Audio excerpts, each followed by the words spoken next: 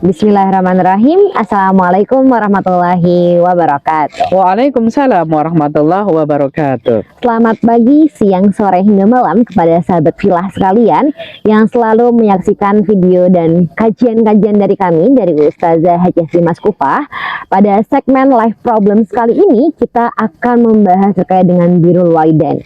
Mungkin ini membahas dari Life Problems yang sebelumnya, yakni terkait dengan anak bisa menjadi cobaan bagi orang tua.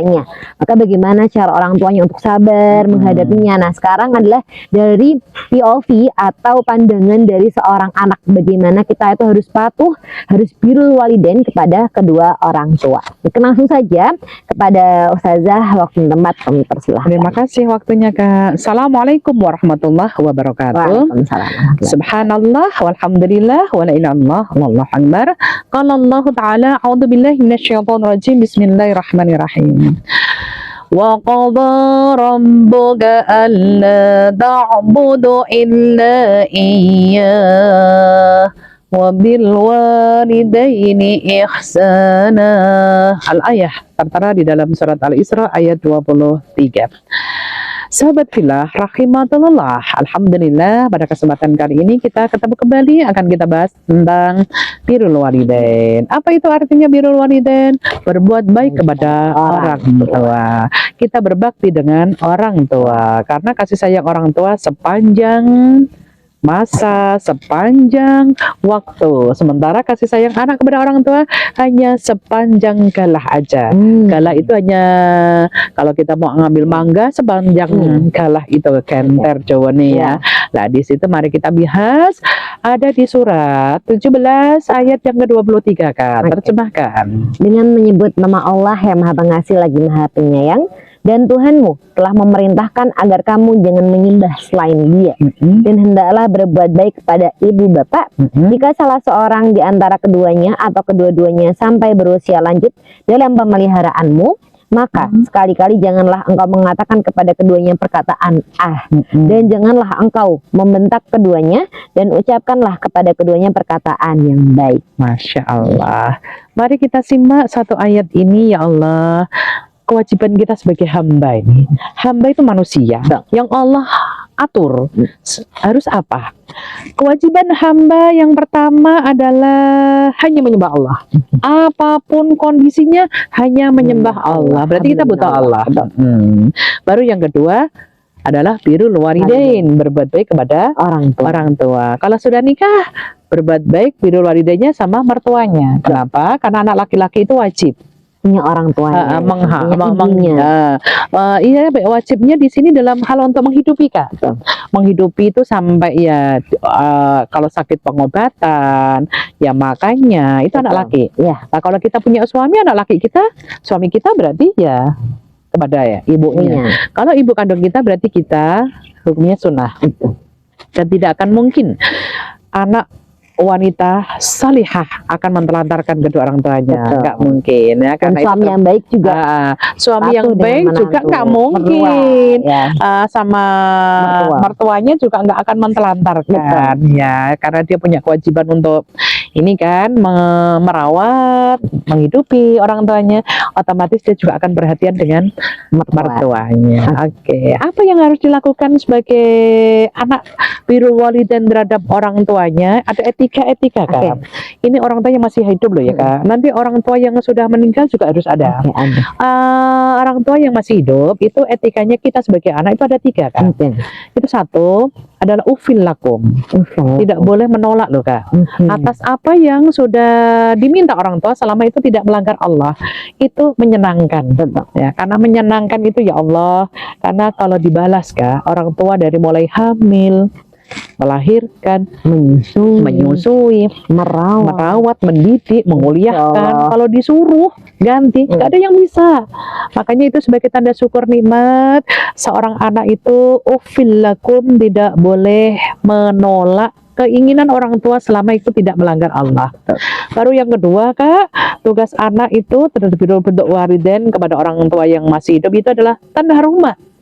Tidak boleh membentak. Sejengkel apapun, karena orang tua tetap orang tua. Apalagi orang tua itu, Kak, kalau sudah fisiknya melemah, daya ingatnya melemah juga nggak ya? Betul. Pasti melemah.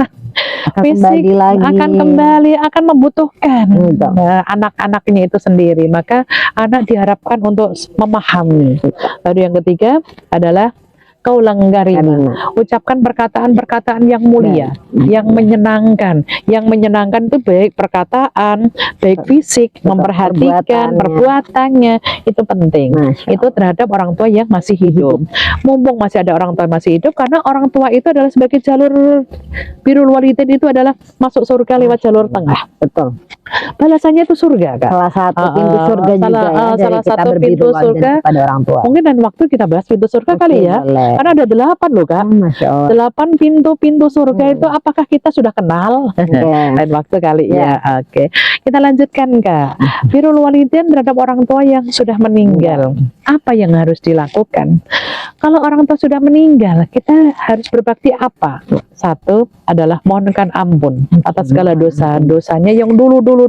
Maka ketika orang tua kita meninggal, atau pasangan kita, atau siapalah yang meninggal, kalau kita masih ada di situ, ketika ada orang yang takziah layak, mintakan maaf ya almarhum, ini mungkin sewaktunya, itu penting bagi yang masih hidup, memintakan maaf untuk meringankan beban perjalanan rohnya menuju ke Allah, itu minta ampun.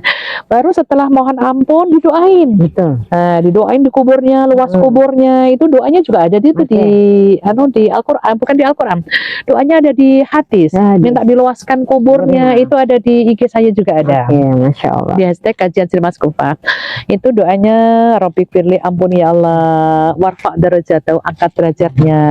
Itu kan, itu penting sekali sebagai anak untuk mendoakan. Kalau dikupas di dalam doa untuk kita, yang nggak hafal, itu hadis riwayat Muslim, boleh lihat di hashtag kajian Mas Kufa IG saya. Itu karena yang diminta Robbi firli, ampuni ya Allah, almarhum disebut. Warfa darajatau, angkatlah derajatnya ya Allah. Wafsah lahu, luaskan kuburnya ya Allah. Wanawir lahu, beri cahaya kuburnya. Dan wakhlafu fi akibihi, dan berilah sesudahnya, yaitu surga. Ini yang minta anak, kan? Kalau nggak ada siapa lagi ya. Doanya insya Allah ijabah. Itu. Jadi pertama tadi mohon ampun, terus didoain itu tadi. Baru yang ketiga, tugasnya anak itu adalah menyambungkan silaturahmi kepada saudara kandung yang meninggal. Misalkan mbah kita meninggal, berarti anak-anak kita sambungkan silaturahmi ke sana, itu kakaknya mbah di sana, adiknya mbah di sini, di situ. Itu silaturahmi. Karena kemarin kita juga sudah membahas gitu ya, terkait fadilah silaturahmi, bagaimana pentingnya silaturahmi ini kita harus jaga gitu ya. Karena silaturahmi kan kepanjang, panjang umur, banyak rezeki. Insya Allah itu apa? Masya Allah, terkait dengan birrul walidain tadi ya, bagaimana ketika orang tua masih ada dan ketika sudah tiada gitu ya. Kalau misalnya masih ada, yaitu kita bagaimana berbuat baik kepada orang tua, tidak membentaknya, memperlakukan yang baik gitu ya. Jadi kata-kata ada dua kan tadi ya. Orang tua yang masih hidup itu berarti tidak boleh menolak, selama tidak melanggar Allah, tidak boleh membentak. Ucapkan perkataan yang menyenangkan, yang mulia. Masya Allah. Kalau yang sudah meninggal, mohonkan ampun, terus didoakan tadi ya. Doanya boleh lihat di IG hashtag kajian Mas Kufa. Baru yang ketiganya adalah menyambungkan silaturahmi. Masya Allah. Semoga kita bisa menjadi anak-anak yang bertakwa gitu ya, yang patuh pada orang tua, bisa mendapatkan surga lewat jalur birrul walidain gitu ya. Karena orang tua itu Masya Allah gitu ya, yang akan mencintai kita sampai akhir hayat nanti gitu ya, tidak ada batasan waktunya. Maka kita menjadi seorang anak, jangan sampai kita menjadi cobaan bagi orang tua kita, tapi jadilah penawar, jadilah obat bagi kedua orang tua kita. Mungkin itu pada segmen kali ini, semoga bermanfaat. Mohon maaf jika ada salah kata maupun perbuatan. Billahi taufiq wal hidayah, waridha wal inayah. Wassalamualaikum warahmatullahi wabarakatuh.